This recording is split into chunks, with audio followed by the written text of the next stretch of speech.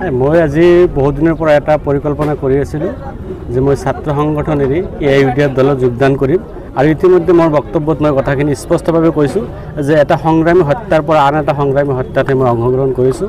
মোৰ ছাত্ৰ জীৱনত ছাত্ৰ সংগঠনত যেনেকৈ মই আন্দোলন কৰিছিলোঁ, ছাত্ৰ সংগঠনত মই যেনেকৈ ৰাইজৰ হকে কাম কৰিছিলোঁ, AIUDF দলত যোগদান কৰি তাতকৈ দুগুণ উৎসাহেৰে মই কাম কৰিম। এই আমাৰ দুখীয়া দৰিদ্ৰ নিচলা মানুহৰ কাৰণে কাম কৰিম আৰু সন্মুখৰ পৰা নেতৃত্ব দিম। এইখিনি আশা লৈ মই আজি AIUDF দলত যোগদান কৰিছোঁ।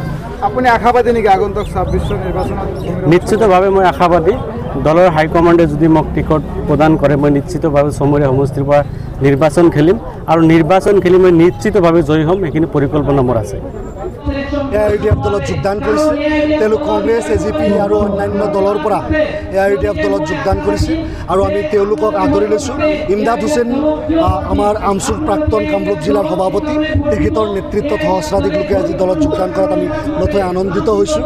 আৰু এই চমৰীয়া সমষ্টিটো এটা নতুন সমষ্টি, বকো আৰু ছয়গাঁও সমষ্টি কিছু অংশৰে গঠিত হোৱা সমষ্টি আৰু এই এলেকাত AIUDF দলৰ যি সাংগঠনিক তৎপৰতা আৰু আমি খুব আশাবাদী অহা সময়ত চমৰীয়া সমষ্টিৰ পৰা AIUDF দলৰ বিধায়ক জয়ী হ'বলৈ গৈ আছে।